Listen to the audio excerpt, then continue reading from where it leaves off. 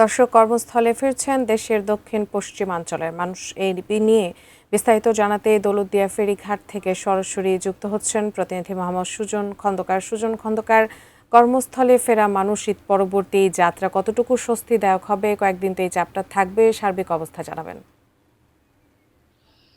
উজমা, ধন্যবাদ আপনাকে। আমি এই মুহূর্তে রয়েছি দৌলতদিয়া ফেরিঘাটে। আসলে ঈদের যে লম্বা ছুটি এটা কিন্তু আজকেই মূলত শেষ হয়েছে এবং আগামীকাল থেকে কিন্তু অফিস হওয়ার কিন্তু কথা রয়েছে। সেই কারণে কিন্তু দেশের দক্ষিণ পশ্চিমাঞ্চলের সবচেয়ে গুরুত্বপূর্ণ নৌরুট এই পাটুয়া দৌলতদিয়া এবং দৌলতদিয়া পাটুয়া নৌরুট দিয়ে কিন্তু কর্মস্থলে ফিরতে শুরু করেছে মানুষ। সকাল থেকে কিছুটা কম থাকলেও বেলা বাড়ার সাথে সাথে কিন্তু কর্মস্থলে ফিরতি মানুষের কিন্তু আমরা দৌলতদিয়ার প্রতিটি ফেরিঘাট এবং লঞ্চ ঘাটে কিন্তু আমরা ভিড় দেখতে পেয়েছি। তবে লোকাল যাত্রী থেকে এখন কিন্তু পরিবহনে উপচে পড়া ভিড় এবং ব্যক্তিগত যে গাড়ি রয়েছে এই গাড়ির সংখ্যা কিন্তু বেশি। কারণ হচ্ছে, আপনাকে জানিয়ে রাখতে চাই যে গার্মেন্টস গুলো কিন্তু চলবে, শুরু হবে আগামী শনিবার। সেক্ষেত্রে শুক্রবার হয়তো গার্মেন্টসের যে সমস্ত যাত্রী রয়েছে তারা কিন্তু ফিরবে এই নৌরুটটি ব্যবহার করে।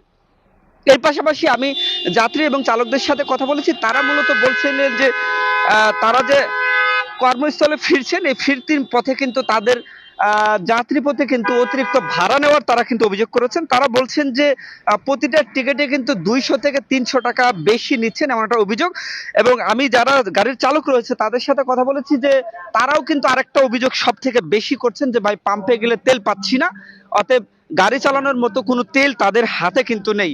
অতএব এই যে যারা চালক আছে তাদের যে অভিযোগ, যদি এই অভিযোগটা নিয়ে কথা বলা হয় তাহলে কিন্তু এবার যে সমস্ত মানুষ নারী টানে বাড়ি গিয়েছে এবং কর্মস্থলে ফিরবে যারা, তারা কিন্তু এবার একটা ভোগান্তিতে পড়বে। কারণ হচ্ছে যে আপনি হয়তো জানেন যে সারা দেশেই কিন্তু তেলের পাম্পগুলোতে তেল নেই।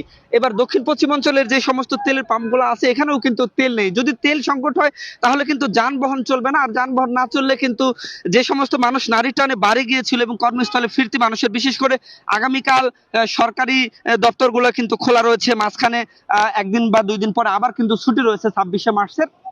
অতএব মোটামুটি বলা যায় যে শুক্রবার থেকে কিন্তু কর্মস্থলে ফিরবে সকল শ্রেণীর মানুষই। কিন্তু সেক্ষেত্রে যদি পাম্পে তেল সংকট হয় তাহলে কিন্তু দক্ষিণ পশ্চিমাঞ্চলের মানুষের যে কর্মস্থলে ফেরা নিয়ে কিন্তু চরম ভোগান্তি হবে।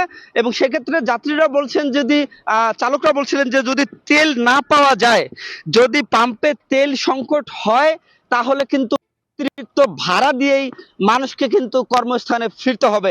যে এই ছিল দৌলতদিয়ার এই 7 নং ফেরিঘাট থেকে সর্বশেষ।